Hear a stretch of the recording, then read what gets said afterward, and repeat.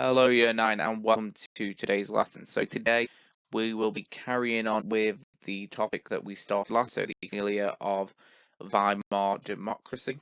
So how does that all fit into our learning journey? What's our intent?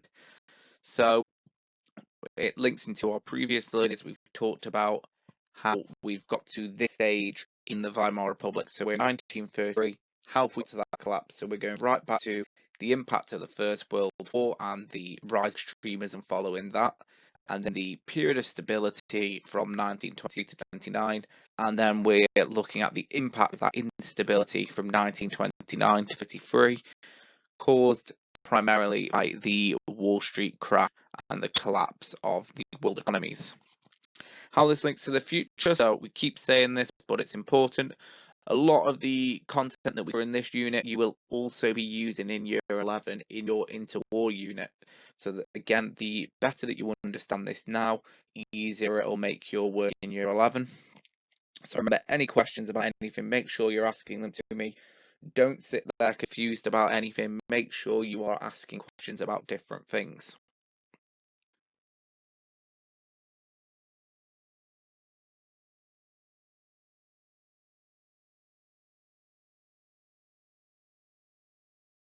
The failure of Weimar democracy, part 2. So our objective is to investigate the impact of depression on the Weimar government. All of us are able to describe the change of the percentage of the vote won different parties between 1924 and 28.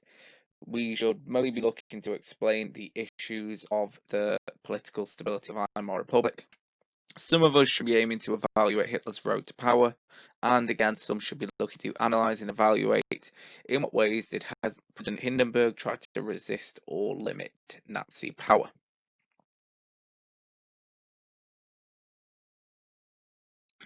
So, our first task today will be to watch a film clip. By now, you should have your worksheet open from the assignments area, which you can type on. If it doesn't let you type on that, you should have a Word document open where you can make it clear which question you're answering and just type your answer in. Or if you're working on it, just make it clear which part of the lesson you are and submit a picture of that work into the assignments area at the end of the lesson. So make sure you are clicking submit on your work, because there are some people where you're in the workup, you're not clicking submit, so it's sort of just sitting there and it doesn't let me know it's there. So copy the link from the worksheet or from the assignment area, and you will be able to go to the video. Once you've watched the video, you should be able to follow instructions. Come back once you're ready for some feedback on those.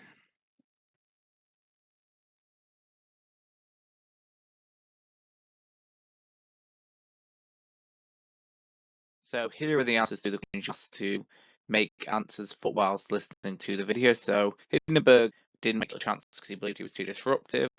Hindenburg was challenged by von Papen, who believed that he could use Hitler's popularity for his advantage and he'd be able to control him. In late 1932, the Nazis saw that they were coming less popular. They knew this because their vote had declined in the 1932 November election. Many of the right-wing parties supported Hitler because they viewed him as a solution to the threat of communism, because the vote for communists was going up at this time as people looked to the extremes. Von Papen's deal was that he would be Hitler's vice-chancellor. Hitler would only 2 Nazi party cabinet members. So your cabinet is the closest group of politicians that will attend meetings regularly, that make the important decisions about how the country's run. Hindenburg initially support Von Papen's deal. He appointed von Schleicher as Chancellor, but once von Schleicher had resigned, he had to go with Papen's deal. And Hitler achieved his power because he was made president by Hindenburg and the use of Article 48, which allowed him to appoint new chancellors.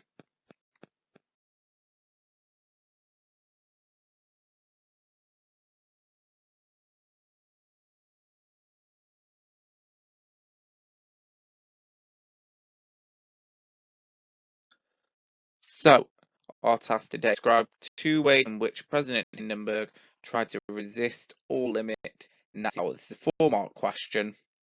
You need to name 2 key effects, so 2 impacts of 2 actions that he did, and support that with facts about those features. So use specific and detail. So make sure you describe both of those two effects and think about what Hindenburg did initially and then what he did once it was already Chancellor. So tell me something that Hindenburg wanted to do and give some evidence. So if it's maybe you're thinking about the fact he was given a vice chancellor, or maybe the number of people that he was allowed in his cabinet was limited, you give me that specific example. It is a low number. Why is it important that he's only been given that? So your first mark will be saying about the cabinet, and your second mark will be why there was a way Hindenburg tried to limit his power.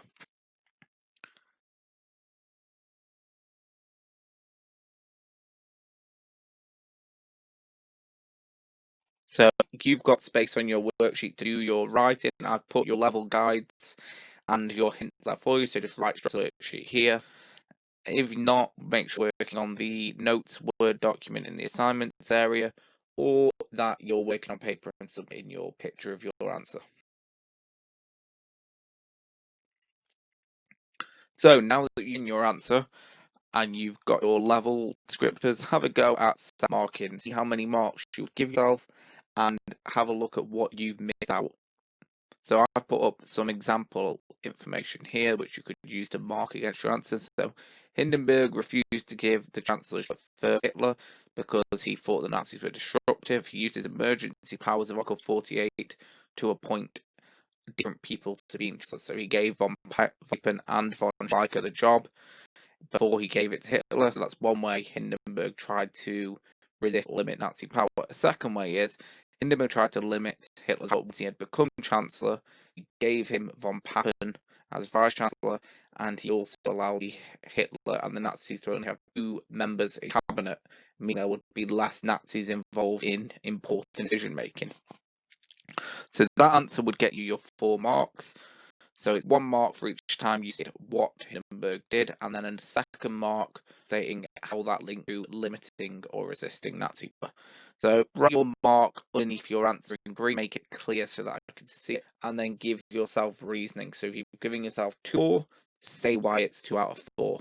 So tell me, is it that you missed out backing your answer up with some facts, or have you talked about 1 point detail where you talk about 2?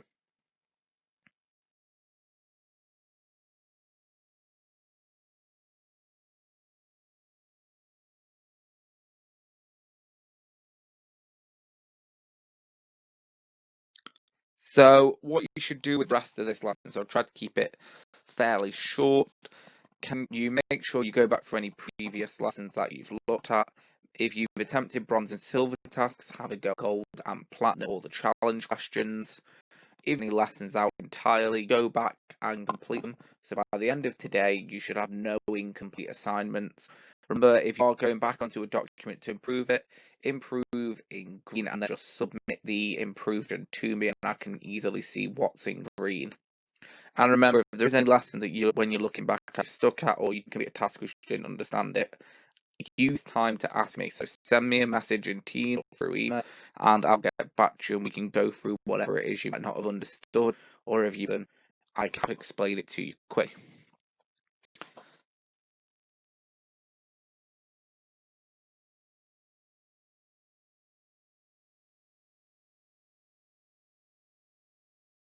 So how's all of this link into your careers? You could be a heritage manager, so someone who looks after historical properties and sites. So places such as castles, Warwick Castle you visit, or closer to home like Ford Green Hall up in Norton is an old Tudor house which is maintained. So these places are all maintained by people that have training in history. So your salary could be from 16,000 to 20,000, and if you've got a postgraduate qualification into university, you can earn up to 25 grand. You need to be able to communicate well with others because as you're walking around, you've got to explain things to them. You've got to be able to point at different items and say what they are. If people have questions, you need to answer. And the best bits are you get to see some amazing historical sites.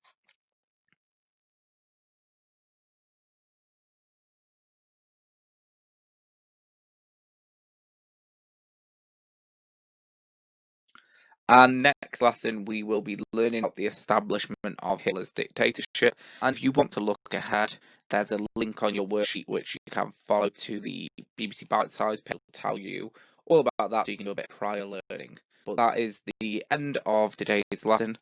Make sure you've got any questions about anything that you're sending them to me through email or the Teams chat.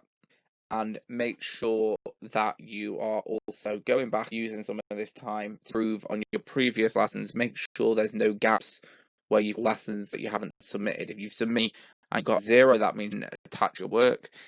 Make sure that you did the work it's attached, or if you didn't do it, it needs to be completed.